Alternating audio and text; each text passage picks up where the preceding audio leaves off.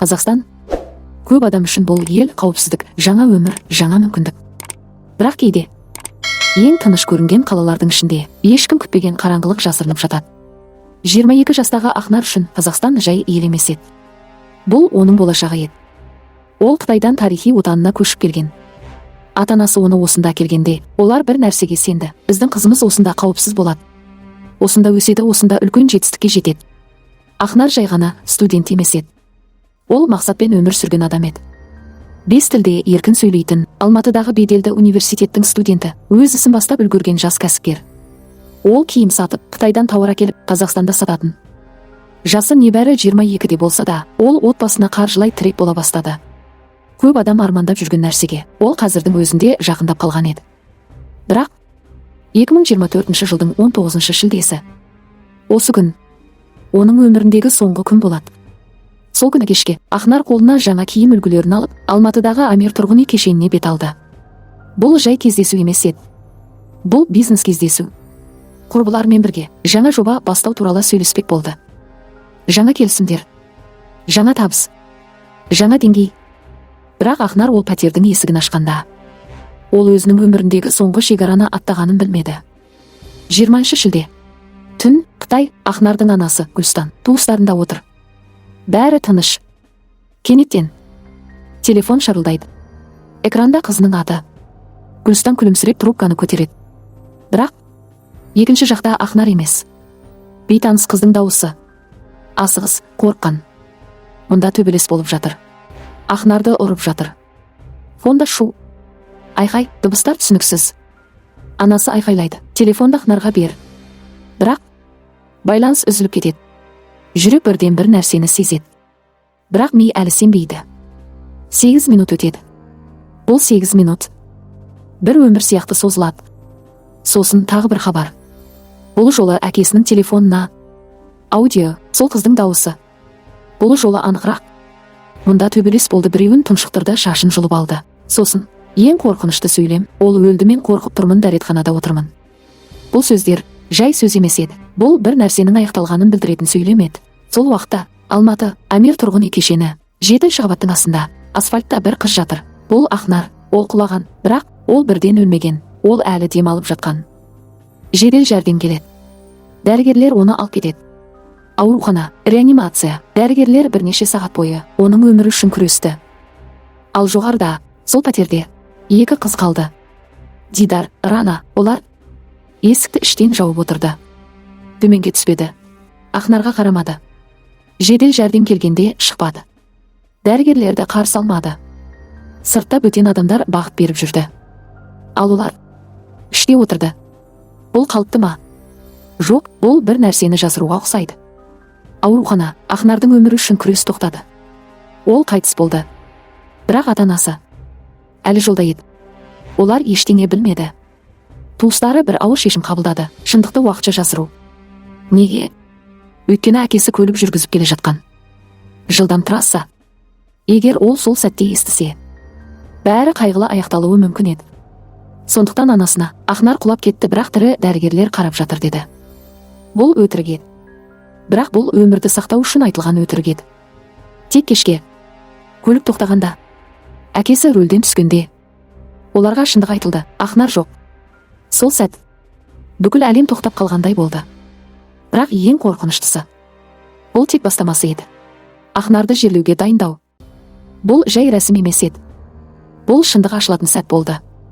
Дәл осы кезде туыстары бір нәрсені байқайды. Бір нәрсе дұрыс емес. Өте қатты дұрыс емес. Ақнардың денесінде құлаудан қалған жарақаттар ғана емес, басқа іздер бар еді. Мойнында көгерген іздер. Адам саусақтарының іздеріне ұқсас. Қолында терең тырналған жаралар. Иығында, арқасында гематомалар. Ал ең қорқыныштысы, саусақтарында тырнақ жоқ. Жұлынып кеткен. Басында шаш жұлынып алынған жер. Тіпті денесінде тістеген іздер болған. Бұл өзін өзі өлтірудің белгісі емес. Бұл қатты қарсылықтың белгісі.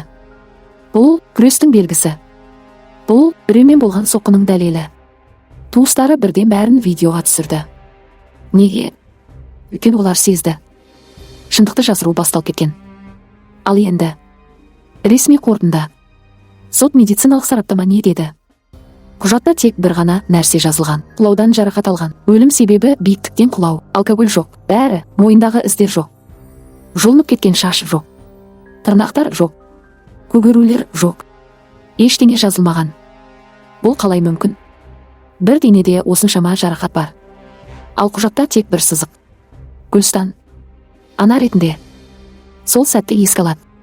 Ол ауруханада қызын көрген. Бірақ шокта болды. Ұсақ нәрселерге мән бермеген. Тек 2 күннен кейін денені толық көргенде бәрі анық болды. Бірақ кешеді. Себебі дәлелдердің көп бөлігі ресми түрде тіркелмеген. Ал шындық қағазға түспеген кезде ол жоқ сияқты көрінеді. Отбасы бір нәрсені түсінді: бұл жай құлау емес. Бұл біреумен болған төбелес. Және ол адам кездейсоқ емес. Ақнармен бірге пәтерде болған 2 қыз, Дидар, Рана, туыстары жарақаттарға қарап бір қорытындыға келді: тырналған іздер ұзын тырнақтан. Бұл әйелдің қолы. Ал пәтерде сол түні 3 адам ғана болған: Ақнар, Дидар, Рана. Енді сұрақ: 3 адамның ішінде Ақнарды кім ұрды? Немесе екеуі бірге ме? Ақнар жай қыз емес еді. Ол жоспармен өмір сүрген адам. Ол бизнес жасады, Қытайдан киім әкелді, Қазақстанда сатты, клиенттер болды, табыс тапты. Оның телефонында Қытай тіліндегі хаттар табылды. Жабық чаттар, тауарлар, бағалар, логистика. Ол осы істің ортасында болды. Және ең бастысы, ол қаржылай тәуелсіз еді. 22 жастағы қыз үшін бұл өте үлкен деңгей. Ал оның құрбылары, олар да сол ортада еді. Бірақ Ақнар көшбасшы болды. Ақша онда, идея онда, жоспар онда. Ал мұндай жағдайда әрқашан бір нәрсе пайда болады: қызғаныш. Жерлеуден кейін Гүлстан зерттеуді өзі бастайды. Банктік есепшоттарды қарайды. Сол кезде бір факт шығады: Ақнардың шотынан 1 миллион теңге аударылған. Кімге? Құрбысына. Бұл жай ақша емес еді. Бұл бизнеске арналған ақша. Жаңа тауар алуға, жаңа партияға. Бірақ осы ақша істің материалдарында бастапқыда болған жоқ. Оны ешкім айтпаған. Неге? Неге бұл ақпарат жасырылды? Бұл ақша сол түндегі жанжалдың себебі болуы мүмкін бе? 1 миллион теңге жас қыздар үшін өте үлкен ақша. Ал егер біреу оны қайтарғысы келмесе, немесе оны иемденгісі келсе, онда жанжал басталады. Ал жанжал қылмысқа айналады. Ақнардың телефоны 1 айдан астам уақыт тергеуде болды. Анасы оны тек 40 күннен кейін алды. Және дәл сол жерде ең маңызды дәлел табылды. Видеолар сол түні түсірілген. Алғашқы кадрлар. Бәрі тыныш. Қыздар күліп отыр. Ән айтып жатыр. Би билеп жатыр. Ақнар қалыпты. Жарақат жоқ. Көңілді. Бірақ бірнеше сағаттан кейін бәрі өзгереді. Келесі видеода Ақнар жерде жатыр. Беті ісіп кеткен. Көгерген, жарақаттар бар. Ол жылайды, айқайлайды, Құран сүрелерін оқиды. Ал үстінде Дидар мен Рана. Олар оны ұстап отыр. Хатты жібермей. Бұл көмек пе? Жоқ, бұл күш қолдану. Телефондағы видеолар. Бұл жай жазба емес. Бұл пәтер ішінде не болғанның нақты дәлелі. Сол кадрларда Ақнар өз еркімен тұрған жоқ. Ол жерде жатыр. Оның бетінде соққы іздері. Көзінің астында ісік. Денесі әлсіреген. Ол айқайлайды, жылайды, көмек сұрайды. Ал оның үстінде 2 адам. Дидар, Рана. Олар оны ұстап тұр. Жібермей. Қатты басып.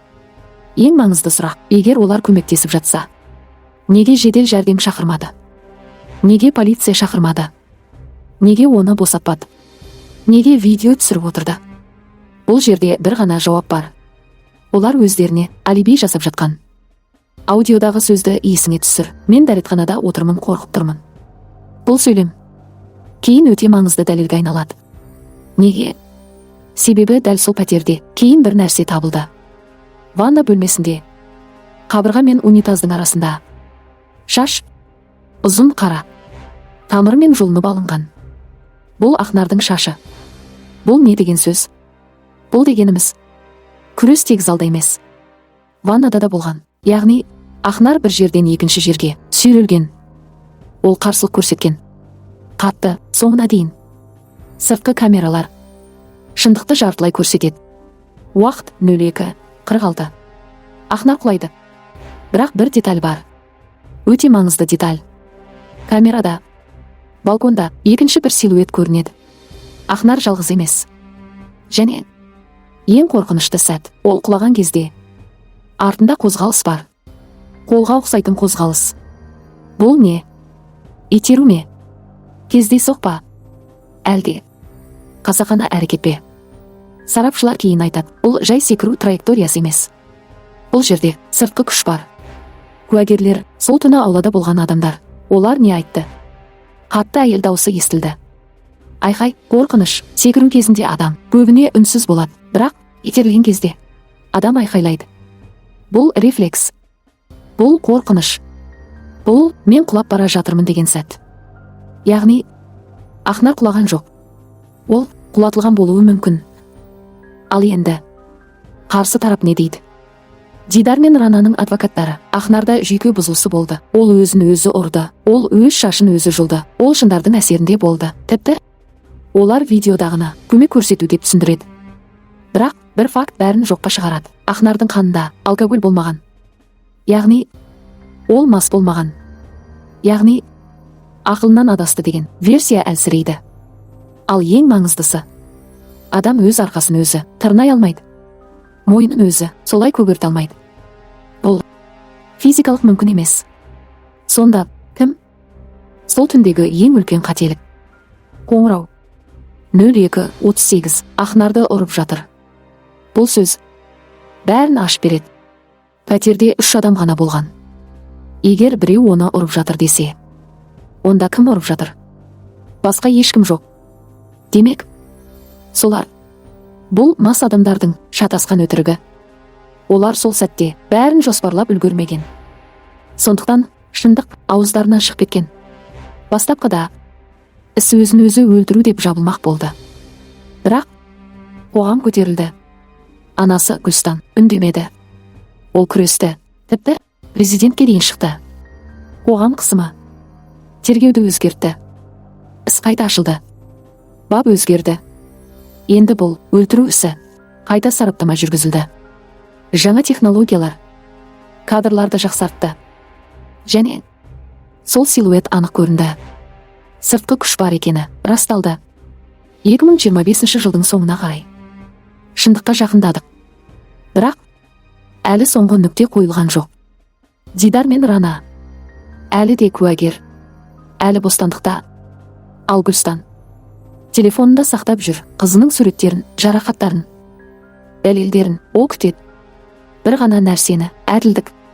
Бұл оқиға жай қылмыс емес. Бұл бір қыздың өмірі, бір ананың қайғысы. Және бір сұрақ, сол түні 7-ші қабатта шын мәнінде не болды? Бұл тарих әлі аяқталған жоқ. Ал сен шындықты көрдің.